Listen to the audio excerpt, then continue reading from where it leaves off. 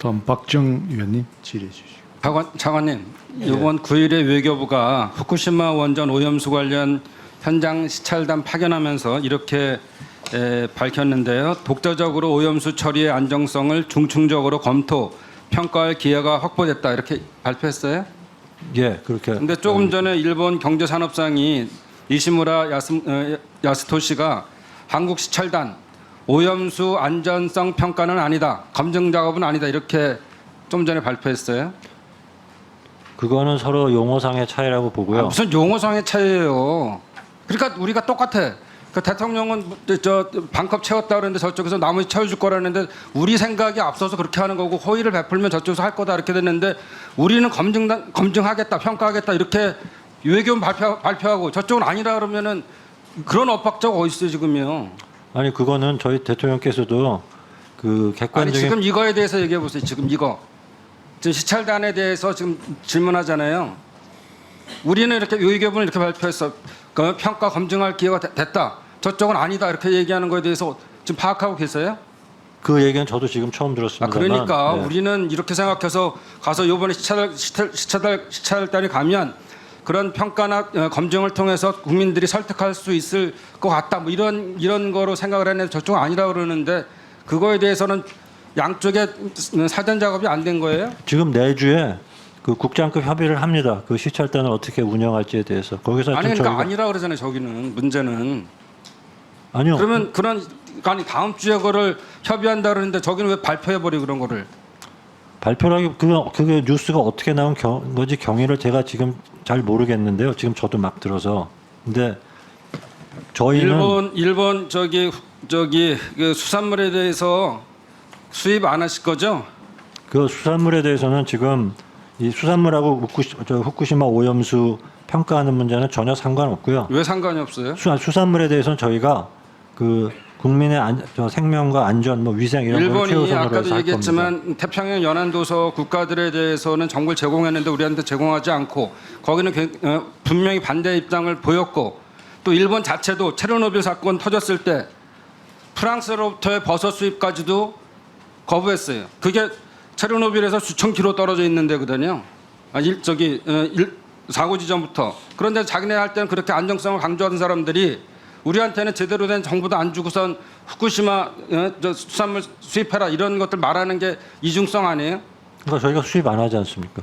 아니 그러니까 그렇게 그런 사람들을 믿고선 우리가 선의로만 하면 되는 거냐 이런 소리예요. 그러니까 후쿠시마 수산물 문제에 대해서는 입장에 전혀 변화가 없습니다. 이번에 한미 정상회담에서 안보, 뭐 문화, 뭐 이런 것들을 5분야에 대해서 뭐 성과가 있었다 이렇게 말씀하시는데 경제 분야는 알맹이가 하나도 없어요. 경제 분야에 요번 뭐예요? IRA에 대한 거, 반도체법, 그다음에 결국은 배터리 이런 것들이 핵심 아니겠어요? 그렇습니다. 기업이 지금 122개사가 갖고 아까도 계속 부인하시던데 133조에 대한 걸 우리가 투자해 줬으면 저기서도 뭘 같이 호의 원칙에 의해서 서로 주고받아야 되는 거 아니겠어요? 넷플릭스 얘기 계속했지만 3조 2천억 했다 그러지만 4년간 4 곱하기 8천억 하면은 그 3.2억이고 또 오징어 게임 같은 거 한 200억 정도 투자해 갖고서는 1조 수익을 냈는데 결국은 제작에 들어가는 거 한 20억 이익을 보고 결국은 거기에 대해서 지적재산권은 다 넘겨주는 거 아니에요? 그럼 지금 가뜩이나 어려운 우리 OTT 사업 우리 국내 기업들이 더 어려워지는 거 아니겠어요? 근데 지금 경제 분야에서는 아시다시피 반도체 관련한 최첨단 기술에 대한 협력을 하기로 했고요. 또 차세대 핵심 아니 신흥 기술이라는 다른 나라에 우리가 기업들이 아까 기업이 말씀하시는데 다른 나라에 지금 팔고 있는 것들도 못 팔게 하면은 그런 거 다른 것들에 대한 보상이 있어야 될 거 아니에요. 근데 우리는 가서 퍼주고 저쪽은 받아오는 거 없고 적어도 프랑스처럼에 넷플릭스 같은 거 유치하려면 3년 지나면은 지적재산권을 다시 돌려받는 이런 거 해놔야 되는 거 아니에요? 제주는 우리가 부리고 돈은 저기서 가져가는 그런 형태가 되는데 뭐가 이게 투자를 제대로 받은 거예요 지금? 아 그리고 지금 우리 분명하게도 2020년도에 미 상무부가 한국 전기료는 보조금이 아니다 이렇게 판정했는데 지난 4월 18일 날 전기료를 문제 삼아서 현대제철 후판에다가 무역보복 조치인 상계 관세를 0.5% 매겼어요.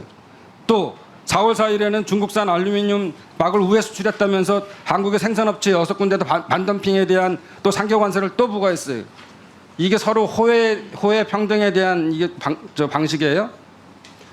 근데 의원님 그 IRA와 반도체 과학법과 관련해서는 그 공동 성명에도 앞으로 이렇게 호혜적인 투자를 촉진하는 방향으로 운영한다고 돼 아니 있고 호혜적인 실제 투자가 반도체 배터리뿐만 아니라 다른 산업은 그러면 반도체 배터리만 살리려고 다른 업체는 다른 제조업은 다 죽여요? 근데 지금 말씀하신 것도 일종의 통상분규인데 그거는 그대로 저희가 대응합니다. 아니 그러면 또 이번 정부에서 원자력 수출을 엄청 하려고 그래요. 원전 수출을. 그런데 지금 체코 원전 수출 신고서 반려됐죠? 또 웨스팅하우스가 한수원 지식재산권 문제로 폴란드뿐만 아니라 앞으로 다른 나라에 원전 못 지을 거다 이렇게 해버렸죠? 그것도 웨스팅하우스와 그 한수원의 이제 그 어떻게 보면 지재권과 관련된 아니 그러니까 얘기고요. 그럼 그러면은 그게 미국 정부, 그럼 한국 정부의 개인 기업 문제는 간에 아니지 하는 않습니까? 것들을 왜 국가가 통제하냔 말이에요, 미국은요. 그런 논리면 안 되잖아요, 지금. 이럴 때는 개인 기업 간의 문제고 이렇게 하면 국가 간의 문제고 이렇게 되면 되는 거예요? 아 근데 지금 그 공동성명에도 지금 말씀드리는 핵심은 우리가 그만큼 일본에도 마찬가지, 미국에도 마찬가지 우리가 선의를 베풀고 다시 투자를 했으면 거기도 뭔가 줘야 되는 거 아니? 지금 다 신문에서조차도 전부 다 지금 미국의 승리라고 얘기하는 거 아니에요 지금? 근데 저희도 첨단 과학 기술이나 미국 퀄텀 같은 분야에는 블룸버그가 바이든은 반도체 보조금 방어했다. 뉴욕타임스는 윤석열 대통령이 일자리 기회 축소 때문에 민감한 경제 문제에서 빈손으로 귀국했다. 이렇게 평가하고 있어요. 그럼 이렇게 평가하면 그럼 똑같이 승리했다는 게 아니라 윈인 전략이 아니고 한쪽이 졌다는 거 아니에요 지금? 의원님 그거는 미국 언론의 평가인데 그 언론이 이제 얼마나 페어하느냐 한 것도 다른 문제고요. 저희로서는 그 경제 산업 분야에서도 아까 말씀드린 어떤 최첨단 기술 협력 부분이라든가 차세대 핵심 기술 같은 데서 그 협력할 수 있는 그 기반을 다 만들었다고 봅니다. 아니 그런데 여기 보면은 기술 정보에 대한 공유 이런 조항들 있잖아요. 지금 우리 아시는 것처럼 그 삼성이 디램에 대해서 50%, 그 다음에 SK가 지금 25%에서 75%를 점유하고 있는데 그런 기술을 와서 기술 공유하라 그러면 되겠어요? 근데 지금 아시다시피 반도체 같은 경우는 미국이 이제 저희는 이제 생산 기술이 있는 거고 미국은 아니 생산 기술만 있어도 거기 생산 능력이 없잖아요. 그러니까 두 개를 지금 결합하는 작업을 하는 거 아닙니까? 그러니까는 그런 면에서는 결합하는데 지금 이 IRA법보다 더 그 강력한 법을 만든다는 거 아니에요? 미국 경쟁 2.0 법을 만드는데 그 법 안에 뭐가 들어갈지 어떻게 알겠어요? 지금 초과이익은 나눠라. 또 그 다음에 기술은 공유해라 이렇게 되는데. 그러니까는 그 초과이익을 공유하는 부분과 기술 문제 등에 있어서 그러니까는 앞으로 폐허하지 않다는 말씀을 드리는 거예요. 네. 지금 상황에서 그래서 그 외교부가 부분에 우리 자꾸만 기업이 받는 그 문제를 최소화시키기 위해서 국이- 저희도 계속 노력해 갈 겁니다. 박정 의원님 마무리해 그렇습니다. 주시죠. 예. 보충 질의 때 해주시기 바랍니다. 예. 다음 이원욱 의원님 질의해 주시고. 예. 경기도 화성을 출신입니다. 이원욱입니다.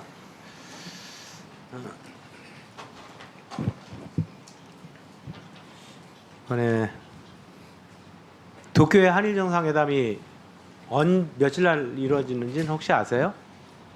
기억하시나요? 제가 부임하기 전이라 3월 네, 3월 16일. 네. 3월 16일 3월이죠. 예, 어쨌든. 죄송합니다. 3월 중순. 이 기시다 총리가 그 취임 이후에 야스쿠니 신사에 공물을 바친 게 몇 번이나 됐는지 혹시 기억하십니까? 제가 횟수는 기억 못합니다만 그 야스쿠니 공물 네, 5번 했거든요. 5번. 예. 5번 했는데 이제 가장 최근에 이루어진 거는 4월달에 지난 4월달에 이루어졌습니다. 네. 그때 외교부에서는 어떤 일을 했죠? 그건 저희가 그런 야스쿠니 신사의 일본의 정치 지도자들이 그 공물을 보내거나 정치 지도자 말고 네. 이렇게 기시다 총리 공물 보내. 예, 그러니까 그런 공물을 보내거나 참배를 하는 것에 대해서 강한 유감 표명을 했고 앞으로 그런 일이 재발되지 않기를 바란다는 입장을 분명히 제발 했습니다. 앞으로 제발 안 됩니까? 재발되지 않도록 계속 노력하려고 합니다. 그러니까 이것이 지난번에 한일 정상회담이 3월달에 있었고 4월달에 이제 한 달 정도 있다가 그 야스쿠니 신사의 국물 바치는 행위가 또 있었는데 아마도 8월달에 또 있을 것 같습니다. 예, 저희는 얘기해 계속해서 주시죠. 하지 말라고 얘기하겠습니다. 이 작년 8월에는 윤석열 대통령께서 일본은 힘합칠 이웃이다라고 해서 아주 극찬을 한 8.15 경축사를 하셨는데 그 순간 기시다 총리는 야스쿠니 신사에 공물을 바치고 있었죠. 그 8월달에 만약에 또 공물이 바쳐진다라고 한다면 그나마 지금 외교부에서 윤석열 정부에서 이 셔틀레그의 복원이다라고 하는 외형적인 성과물마저도 완전히 사라질 가능성이 있다고 저는 보여집니다. 그런 느낌 없으세요, 차관님은? 그 야스쿠니 신사의 공물 바치는 문제는 사실은 뭐 의원님 잘 아시겠지만 그 전에 한일 관계가 괜찮았을 때도 가끔씩 일어났던 일입니다. 그러니까 여기 야스쿠니 신사에 대한 공물, 뭐 이 우리 독도에 대한 계속적인 영유권 주장, 뭐 이게 과거사 문제, 뭐 이런 그거를 것들이 제가 괜찮다는 게 아니라 네. 지금 어쨌든 그러니까. 한일 관계 개선을 계속 견인하면서 앞으로 그런 일들이 줄어들고 그래서 발생할 없어지도록 것 같습니까? 안 할 것 같습니까? 그건 발생하지 않기 위해서 어떤 노력을 할 거예요? 저희는 물론 당연히 야스쿠니 신사 가는 건 안 된다는 의견을 계속 줄 겁니다. 일본 측에. 언제요? 끝나고 나가지고 아닙니다. 유감 표명? 아닙니다. 예. 그 전에도 할 거고요. 계속해서 지속적으로 합니다. 그런 노력. 그럼 지금 당장 한번 그 가상적인 지적을 한번 해보십시오. 예? 야스쿠니 신사 참배하면 안 되는데 공물 바치면 안 된다고 지적을 한번 해보시라고요. 여기 8월 15일 날 있을지도 모르는 야스쿠니 신사 참배는 절대 안 된다라고 하는 걸 한번 지금 한번 말씀해 보세요. 그런 가상적인 상황에 대해서 제가 지금 여기서 하는 건 좀 그 사전에 그렇고요. 사전에 지적을 하신다며. 근데 그거는 아까도 제가 말씀드린 네. 것처럼 그 야스쿠니의 공을 바치는 행위에 대해서는 저희가 그거는 하지 말고 사후가 아니고 사전에 지적을 하신다며요. 사전에 저희가 그 시기가 임박해지거나 또는 다른 그러니까 계기가 있을 지금은 때도 못해요? 예상이 되는데 지금 물론 할 수 있습니다. 해보세요, 한번. 그러나 그거는 이거 일본 지금 측과 국민들이 만나서 다 보고 하는 있는 얘기지. 거니까 국민들 앞에서 한번 야스쿠니 신사 참배를 공물 바치는 걸 막기 위해서 외교부는 최소한의 노력을 다하겠다라고 하는 얘기를 못 하세요? 저희는 일본 측에 일본이 그러니까 그 얘기를 그 말씀을 못 하세요 지금 여기서? 제가 지금 하고 있습니다. 예, 해보세요. 과거사에 대한 겸허한 성찰과 진정한 반성을 행동으로 보여줘야 된다. 따라서 일본의 과거 침략 전쟁을 미화하고 전쟁 범죄자를 합사한 야스쿠니 신사에 그 일본의 지도급 인사들이 공물을 복납하거나 참배를 되풀이하지 않기를 바란다 하는 지금 제가 말씀드린 입장을 계속해서 반복해서 일본 측에 표명하고 있고 외교노를 통해서 지속적으로 제기하고 있습니다. 하여튼 8월달에 보겠습니다. 네. 과거사 문제는 예전에 여기 외교부 공무원들은 다 잘 아실 텐데 고노 외상마저도 한일 협정으로 인해서 개인적 청구권은 소멸되지 않았다라고 얘기를 했잖아요. 네. 근데 그 문제에 대해서 사실은 이번에 그 기시다 총리가 오면은 최소한 그 문제에 대해서는 뭔가 전향적인 얘기를 해주겠구나라고 하는 바랬던 게 아마 외교부에서도 바랬을 것 같아요. 국민들도 많이 바랬고. 근데 그런 것이 하나도 없었단 말입니다. 그러다 보니 이게 껍데기 외교, 구르기 외교 이런 얘기가 나오는 거거든요. 우리 퍼주기만 하고 아무것도 얻은 것이 없다. 그 의원님 잘 아시겠습니다만 개인적 청구권 소멸되지 않았잖아요. 그죠? 개인적 청구권은 외교부의 공식 입장이죠. 예. 네. 소멸되지 그러면 개인적 청구권이 소멸되지 않은 거에 대해서 외교부는 어떠한 대응을 해주실 거예요? 그분들한테. 강제징용 노동자들한테. 지금 그 개인적 청구권이 소멸되지 않았기 때문에 대법원 판결이 나왔던 거고요. 네. 그 대법원 판결의 집행에 있어서 한일 간의 어떤 입장 차이 때문에 집행이 안 되니까 지금 아시다시피 이제 피해자분들의 보상을 위해서 제3자 아니 변제가 제3자 나온 변제 그거는 거니까. 말이 안 되는 거고 개인 청구권의 문제는 그건 하여튼 뭐 전혀 별개의 영역이고요. 개인 청구권이 소멸되지 않은 거잖아요. 소멸되지 그러면 않아서 판결이 나온 청구권이 거죠. 소멸되지 않았으니까 근데 그 판결이 집행이 안 되니까 그분들한테 제3자 변제를 하는 그 거죠. 이후에 추가적인 개인청구권 소멸되지 않은 거에 대한 대법원 판결까지 있었으니 예. 그거에 대해서 집행을 어떻게 해야 되라고 하는 거를 안내를 해주셔야 되잖아요. 그 집행이 안 되니까 지금 제3자 변제를 하고 있지 않습니까? 제3자 별개는 피해가는 거라니까요. 그러니까 그것 때문에 오히려 구력개개라고 하는 말을 듣고 있는 거 아니겠습니까? 이거를 그렇게 피해갈 만해 피해만 가서 될 문제가 아니고 전공법으로 나서 주셔야 돼요. 일본 정부의 공식 입장도 개인 청구권은 소멸되지 않았다라고 하는 거였지 않습니까? 그러면 기왕에 서틀레게가 보온된 마당에 이제는 일본 측에서도 보다 더 성의 있는 자세를 보여라. 근데 어쨌든 지금 저희가 하고 있는 제3자 변제는 예. 그런 청구권 협정의 해석 차이나 대법원 판례 또 그동안의 예, 정부의 예. 입장을 다 종합적으로 감안한 겁니다. 이현 의원님 수고하셨습니다. 다음 우상호 위원님 질의해 주시기 바랍니다. 네, 통일부 장관님께 질의하겠습니다. 그 태영호 의원님 발언을 들으면서 느낀 건데요. 4.3의 배후 주동은 사실은 김일성이 한 거다. 그다음에 이제 김구 선생의 남북 협상도 사실은 김일성의 통일전선 전술에 이제 이용당한 거다. 아마 이분이 북에서는 그렇게 교육을 받았겠죠? 그렇죠? 뭐 그럴 그러니까 수 있을 이제 겁니다. 그런 뭐 생각을 저도 뭐 가지고 북에서 계신 어떤 거. 교육을 받았는지 본인이 뭐 말은 뭐- 북에서 그렇게 배웠고 예. 그렇기 때문에 자기는 소신이다 이렇게 말씀하지 않습니까? 그러니까 이게 이제 뭐냐면 탈북자가 대한민국에 왔을 때에 북에서 받았던 교육, 이 북에서 받았던 주체사상 교육, 주체사상식 역사관에 기초한 교육 생각을 버리지 않는다는 것이 반증된 거예요. 대한민국 국회의원 되셨는데, 그러니까 이제 집권당에서 징계도 들어가는 거죠. 그래서 뭐 자, 그럼 제가 답변을 드리는 제가 얘기는 아닌 것 질문을 같은데. 하는 것은 예, 예. 이런 겁니다.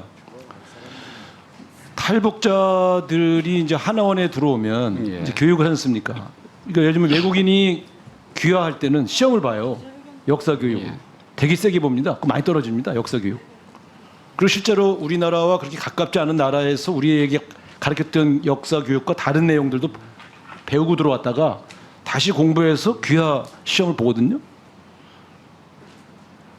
북한식 교육에 완전히 몰두해서 세뇌되었던 분들이 탈북했는데, 그럼 대한민국 국민으로 안착하려면 대한민국의 역사관과 대한민국에서 공인된 역사인식을 가져야 되는 거 아닌가요? 그래서 지금 태영호 의원님을 보면서 저는 저게 남쪽의 무슨 논쟁이 아니라 북한식에서 배웠던 걸 가지고 대한민국의 국가가 공인했던 내용을 부정하고 있기 때문에 하나원에서 역사 교육을 좀 강화할 필요가 있지 않나. 탈북자에 대한 역사 교육. 이 문제에 대해서는 어떻게 생각하세요? 그 지금 하나원에서도 이 탈북한 분들이 우리 사회 체제에서 살아가기 위해서는 필요한 여러 가지, 그 중에서 역사가 중요한 부분이 되겠죠. 네. 그래서 이런 부분들을 가르치고는 있습니다만은 우리 지금 역사 우상호 교육을 강화할 필요성에 대해서는 예, 이제 우리 이해하시죠? 우상호 의원님이 네. 말씀하신 대로 네. 역사 교육 부분도 조금 더 강화하는 이게 왜 방향으로. 그런가 하면은 청소년 저희들이- 시기에 세뇌돼서 완전히 소신화되어 있는 분들이니까 대한민국의 역사로 다시 공부하고 그것을 물론입니다. 바꿔야 될 예. 필요가 있다고 하는 건 예. 당연한 거 아닙니까? 예, 물론입니다. 그 역사 교육을 좀 강화하시겠습니까? 그러니까 역사 교육이나 우리 사회 그 재사회화 될 수 있도록 네. 그 하는 교육에 대해서 좀 더 충실하게 네, 그렇게 진행을 해주시기 시키도록 바랍니다. 하겠습니다. 다음 외교부에 질문하겠습니다. 이번에 한미 정상회담 할 때 원래 이제 시작할 때 가장 큰 문제가 도감청 문제였잖아요. 네. 이번 한미 정상회담을 통해서 우리 대통령께서 미국 정부에 납득할 만한 해명을 들었습니까? 그 아직 지금 조사가 진행 중인 사안으로 알고 있습니다. 그러니까 제가 지금 말씀드린 것은 납득할 만한 해명이나 향후 재발 방지 대책에 대한 어떤 언급을 들은 게 있냐고 제가 질의했습니다. 들은 게 없습니까? 아직 조사가 진행 중이기 아니, 그러니까 때문에 제가 물어본 건 들은 게 네, 있냐고 물어봤지 없습니다. 조사가 네. 진행 중이냐 아니냐 묻지 그 않았잖아요. 문제가 협의되지 않았습니다. 네, 그렇습니다. 네. 그러면 이 문제에 대해서 정확하게 어떤 형태의 언급이 서로 오간 건 하나도 없다는 거죠. 그게 실무적 차원이건 대통령 정상회담 자리에서건 이게 지금 조사 진행 중이니까 그렇게 조사가 조사 진행 결과가 중이라서. 나와야 저희가 결과가 언제 나온답니까? 그건 저희도 기다리고 있습니다. 근데 김태호 씨는 왜 미국 쪽으로부터 납득할 만한 해명을 들었다고 발표를 했을까요? 아 그건 사실은 제가 뭐라고 설명드릴 부분은 그리고 좀 아니고 얘기가 다르잖아요. 외교부의 입장과 대통령실 안보실의 입장이 항상 달랐기 때문에 이게 지금 외교 참사가 생긴다는 지적을 제가 이전에 2번 했는데 예. 또 반복되고 있거든요. 적어도 도감청이 있었다는 사실이 폭로되었고 미국이 이걸 공식적으로 부인하고 있지 않는 이 상황이라면 저도 대한민국의 국격이라면 이 문제에 대해서 가정을 전제로 하더라도 항의하고 혹은 해명을 요구하는 노력은 필요하지 않습니까? 그쪽에서 조사 중이기 때문에 최종 결론은 나중에 듣더라도 최소한의 국가를 대신해서 최소한의 확인 절차나 항의는 했어야 되는 게 아닌가 제가 지금 말씀드리는 겁니다. 대통령이 직접 하지 못하면 외교 라인을 통해서도 전달은 했어야 되는 게 아닌가요? 그것도 없었나요? 물론 저희가 이 문제에 대해서 문제 제기를 했기 때문에 저쪽에서 이제 조사 후에 결과를 알려주고 외교부가 했나요? 대통령 안보실에서 했나요? 사실 그 제가 부임하기 전이긴 한데 제가 알기로는 아마 제가 볼 때 당연히 양쪽에서 다 안 했을 하신 거고. 거예요. 그래서 제가 문제라고 보는 거예요. 이런 것조차 항의할 수 없는 정도의 대한민국이냐 하는 문제를 우리가 국민들에게 말씀드리는 겁니다. 자, 세 번째. 후쿠시마 오염수 문제인데요. 이거 방류를 언제쯤 하려고 한답니까? 일본 측 반응은? 목표는 여름 정도, 봄과 올해 여름 사이 올해 정도. 여름 정도요? 예, 급박하네요. 예, 그렇게 시간이 많지는 않습니다. 그러면 지금 1박 2일 혹은 2박 3일 정도의 시찰단의 조사로 우리 국민들에게 충분한 이 방류 계획에 대한 충분한 보고를 하실 수 있다고 생각하세요?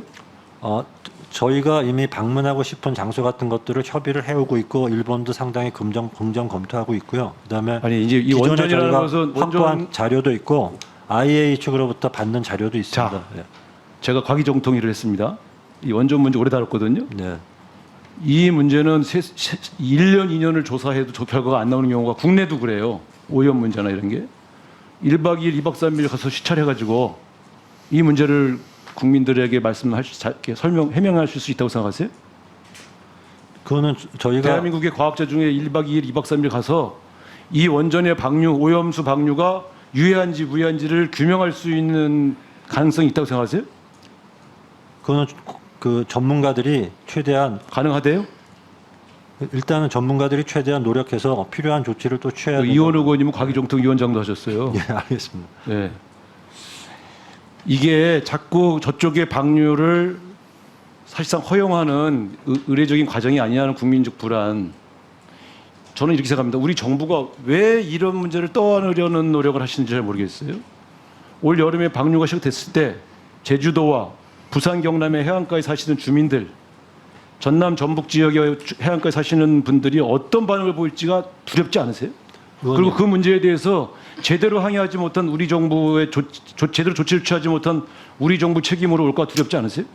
의원님, 사실은 지금 이 문제에 대해서 저희가 취하고 있는 조치는 지난 몇 년 동안 일관되게 그대로 취해오고 있는 조치고요. 거기에 지금 이제 시찰단이 하나 더 생긴 건데 지금 그동안 저희가 IAEA를 통해서 IAEA도 이원화되어 있습니다. 저희 전문가 한 분이 가 있고 저희 연구기관이 참여하는 게 있는데 거기에 플러스해서 이제 시찰단 하나를 더해서 어쨌든 국민들께서 걱정하시지 않도록 최대한 안전성에 대해서 저희로서는 중증적으로 노력하려고 하는 겁니다. 이 문제에 대해서 제가 외통이 와서 제일 처음 질의할 때부터 제가 이 문제를 다뤘어요. 제가. 예. 다음 우리 김상희 의원님 질의해 주시기 바랍니다.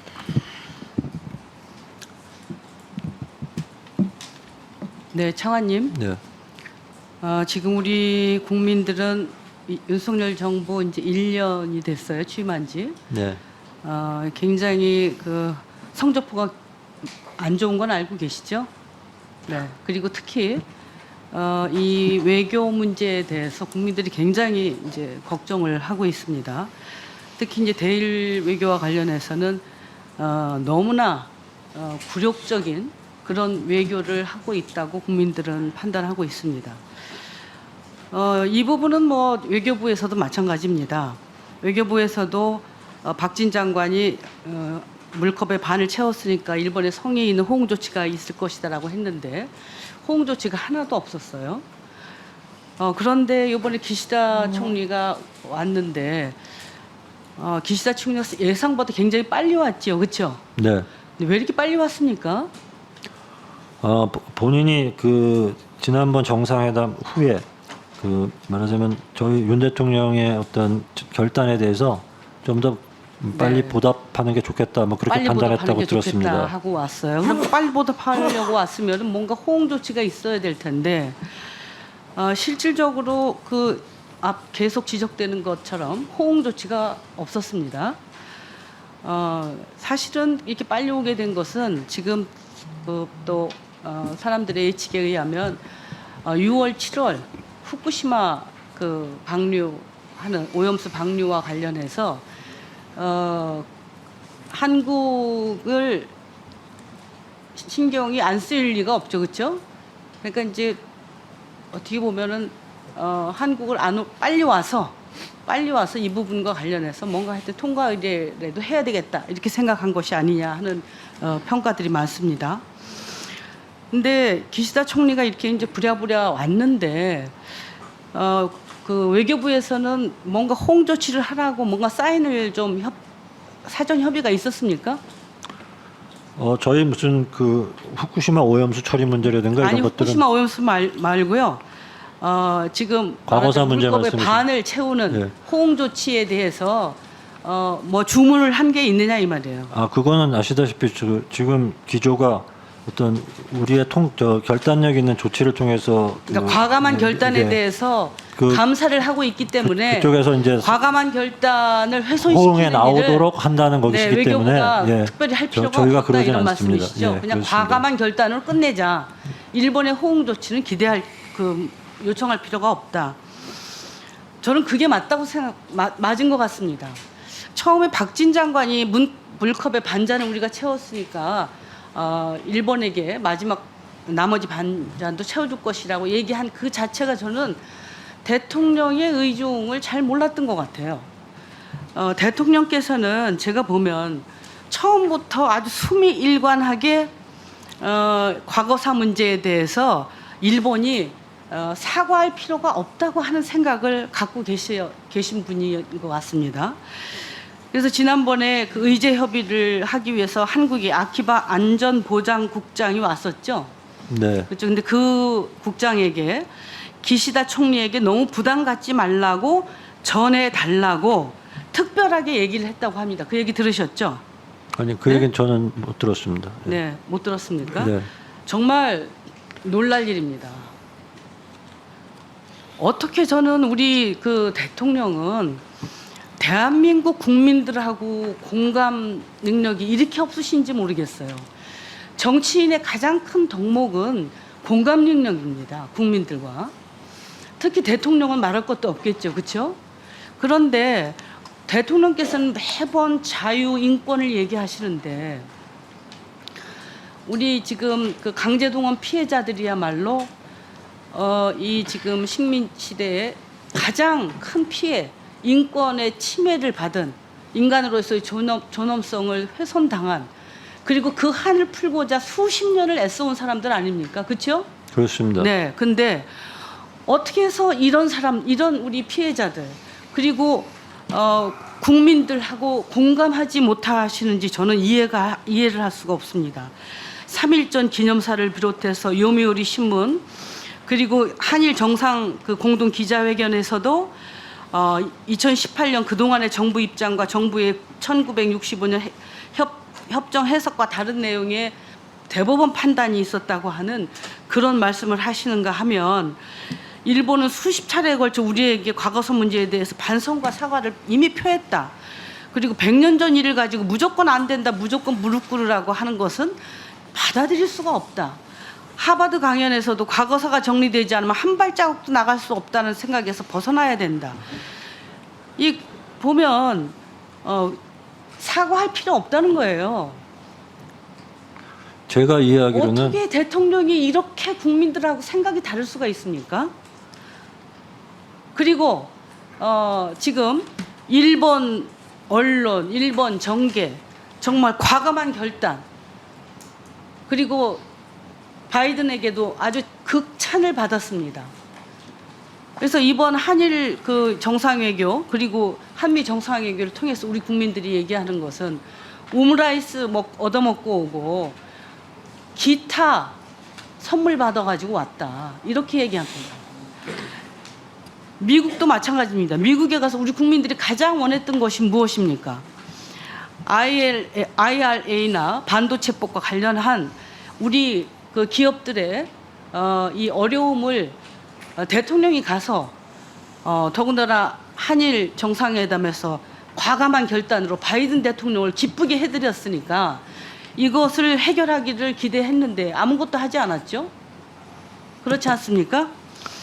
그런데 이 지금 한미 정상회담 뭐 끝나기가 무섭게 4월 27일 미국의 실리번 국가안보보좌관은 핵심 광물의 80% 이상이 중국에서 가공된다 하면서 앞으로 미국 안보를 위해서 IRA 관련 추가 조치를 취하겠다고 발표를 했습니다. 그리고 5월 3일에는 척 슈머 상원 그 민주당 원내대표가 기자회견 열어서 중국 경쟁 2.0 법안을 1분 드리겠습니다. 예. 적인 내용이 아직 공개되어 있지는 않지만 기존 IRA보다 그리고 반도체법을 넘어서는 확장판이 될 것이라고 예상하고 있습니다. 우리 기업들이 또 정말 풍전등화가 되어 있습니다. 5월 3일 이후 주미 대사관이나 외교부가 척 슈머 원내대표 등 이런 미국 측과 소통을 하고 있습니까? 제가 소통했습니까? 자 확인해 보겠습니다. 아니, 차관이 물으면 안 하신 거죠. 지난번 IRA도 우리가 지금 펠로시 하원 의장이 왔는데도 우리가 세상에 그 기회를 놓쳐버렸습니다. 그리고 이거 그대로 당한 거예요. 그리고 지금 미국에 우리 외교가 올인하고 있지 않습니까? 그래서 중국하고 러시아하고의 관계가 극도로 악화되고 있습니다. 안보뿐만 아니라 경제가 극도로 악화되고 있는 이런 상황에서 이런 문제에 대해서 차관 외교부에서 제대로 파악조차 안 하고 있다는 것입니까? 아니 그 파악을 안 하고 있다는 게 아니라 그 지금 말씀하신 그 두 개의 새로운 법안에 대해서는 저도 보고를 받았습니다. 보고를 받았는데 그거를 예를 들어서 어느 기관에서 파악을 했는지까지는 제가 모르기 때문에 어디서 파악했는지 확인해 보겠다는 얘기고요. 전혀 그거에 대해서 지금 대처를 안 하고 계신 거 아닙니까? 아니 지금 말씀하시다시피 새로 나온 법안이고 아직 내용도 안 나왔습니다. 그래서 저희도 워치하고 있고요. 그리고 그렇지만 하다가 IRA 딱 나는 겁니다. 그 의원님 아까 그 미국 방문 때 IRA 관련한 조치 말씀하셨는데 사실은 그 후에도 그 미 측에서 그 중국에 있는 우리 공장의 기술 업그레이드하는 부분의 그 유예 기간을 대통령 돌아오신 후에 1년 연장해 줬습니다. 그런 몇 가지 조치가 있고 앞으로도 계속해서 그 우리 기업들의 그 투자나 활동에 있어서 도움이 될 수 있도록 계속해서 노력해 나갈 거고 그 공동성명에도 그렇게 되어 있습니다. 자, 네. 아니 그 실제로 연기를 해줬다니까요. 유예를 해줬습니다. 마무리해 주시고 보충 질의 때 추가해 주시기 바랍니다. 고생하셨습니다. 김경엽 의원님 질의해 주십시오. 네, 김경엽 의원입니다. 외교부 차관께 질의하겠습니다. 이번에 한미 정상회담 전후해가지고 한미 간에 우크라이나 전쟁에 살상 무기를 지원하는 것 문제를 논의를 한 바 있습니까? 없습니다. 전혀 없습니까? 네. 그럼 그 전에 이미 논의는 끝난 건가요? 아니 그거는 제가 외교 당국으로 알기로는 없습니다. 그러니까 그 전에 예전에 도청 자료에는 이미 논의한 걸로 나와 있잖아요. 살상 무기를 우회적으로 지원하는 방안에 대해서 그건 의원님 아시다시피 그 자료의 진위 여부나 이런 것들에 대해서 아직 조사 중이지 않습니까? 그러면은 지원을 하는 겁니까? 안 하는 겁니까? 그 우크라이나에 대한 군사 지원 문제에 대해서는 그 저희 기존 입장에 변함이 없는 것으로 알고 있습니다. 기존 입장이라는 게 어떤 거죠? 무기 지원을 안 한다 이런 거 그렇습니다. 예. 안 하는 거 확실하죠? 예, 살상 무기, 직접적인 군사 지원 이런 건 안 한다는 겁니다. 네, 알겠습니다. 그다음에 대통령 방미 기간 중에 NBC하고 미국 방송사하고 인터뷰 과정에서 앵커가 친구끼리 염탐을 해도 되는지라고 물어보자 윤 대통령의 답변이 동맹국끼리 염탐 도청이 안 된다고 할 수 없는 건 아닌가. 친구끼리는 좀 곤란하지만은 동맹 국제 관계에는 안 된다고 할 수 없는 거 아닌가. 이렇게 대답을 했어요. 알고 계시죠? 제가 기사로 봤던 것 같은데 네. 제가 뭐 대통령 말씀하신 거에 제가 뭐라고 토를 달긴 그렇고요. 근데 아시다시피 이 얘기는 동맹국끼리 도청을 해도 된다는 뜻인가요?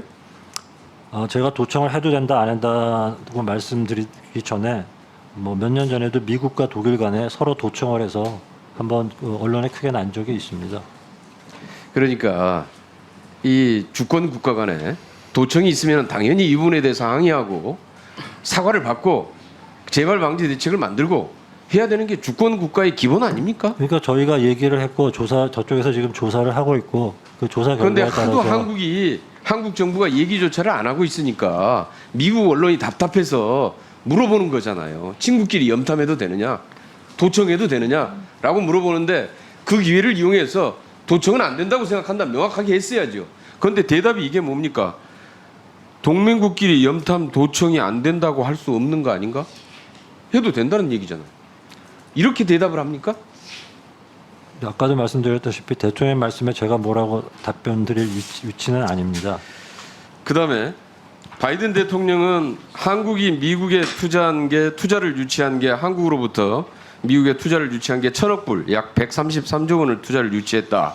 이러고 자랑을 하고 있습니다. 그런데 이번에 이제 윤석열 대통령은 미국으로부터 한국 투자에 59억 불을 투자했다. 이게 8조 원을 투자를 받았다. 이제 이렇게 아주 자화자찬 최대의 또 방미 성과의 하나로 이렇게 홍보를 하고 있는데 133조 원을 퍼주고 8조 원을 벌어왔으면은 한 125조 원이 적자 아닙니까? 그 저쪽에서 얘기한 그러니까 말씀하신 133조는 그 미측에서 내놓는 팩트 시트에 그 나온 금액을 원화로 환산한 걸로 제가 알고 있는데 그 그래서 돈은 바이든 물론 행정부 출범부터 2021년 1월부터의 투자입니다. 즉 윤석열 정부 기간 동안만의 그 대미 투자는 아닙니다. 그렇더라도 여기에서 지금 이제 바이든 대통령이 이번에 이렇게 133조 원의 투자를 유치했다라고 바이든 대통령은 자랑스럽게 자랑을 하는데 우리는 그 성과로 8조 원의 투자를 받았다 이렇게 얘기를 하고 있는 거거든요. 그런데 기업에서 영업사원이 133조 원을 퍼주고 8조 원을 벌어왔으면은 그 영업사원은 어떻게 해야 됩니까? 그 기업이 버티겠습니까? 그 잘 아시겠지만 기업의 투자는 그 기업의 이익에 따라서 결정되는 거 아닙니까? 그러니까는 지금 그 우리 기업들의 대미 투자가 아니, 그러니까 좀 많아지는 133조 것은 원 퍼주고 8조 원을 그 벌어오는 게 기업의 이익에 도움이 되는 건가요? 아까도 말씀드렸지만 그 이익인가요, 이게? 133조가 예? 윤석열 정부 그러니까 기간 그 동안만 된 건 전까지 아니고 조금 더 그 포함해서 전까지도 있다고 있고요. 치더라도 그리고 지금 있다고 치더라도 우리의 대미 투자와 미국의 대한 투자는 원래 우리의 대미 투자가 몇 배 더 많습니다. 그 동안의 트렌드가. 그리고 이게 더 큰 문제는 아까도 얘기했지만은 온세미컨덕터 투자한 부분 있잖아요. 네. 제 1년 전에 제 의정 보고서에 들어가 있는 내용입니다. 온세미컨덕터 10년간 3조 원 투자하겠다는 내용부터 시작해가지고 그리고 실질적으로 온세미컨덕터가 부천 공장에 투자를 하는데요. 부천 공장을 확장하는 과정에 지자체하고 산자부에 협조를 요청을 해가지고 거기에까지 다 도움을 다 드렸던 사안들이에요. 이미 문재인 정부 때 다 투자를 받아놨던 사항을 지금 이번에 마치 윤석열 대통령이 방미 관계 과정 중에 이걸 투자를 받았다고 이렇게 성과에다가 포함을 시켜서 국민을 현혹시키고 이렇게 하면 됩니까? 잘못한 건 전부 다 문재인 정부 탓하더니 성과는 문재인 정부에서 이미 투자를 받아놓은 것까지 여기에다 합쳐가지고 지금 이제 자랑을 하고 그것도 겨우 해가지고 8조 원. 그 말씀하신 문제는 제가 한번 확인을 좀 해보겠습니다. 너무- 사실 저는 처음 듣는 너무 얘기라. 심하잖아요. 국민들을 이렇게 기만해도 됩니까? 근데 의원님 그 59억 불이라는 숫자는 사실 우리가 1년 동안 미국에서 투자 유치하는 규모와 거의 맞먹습니다. 에이 참 그리고 워싱턴 선언 핵 확장 억제를 강화시켰다 그러는데 어떻게 강화된 거예요?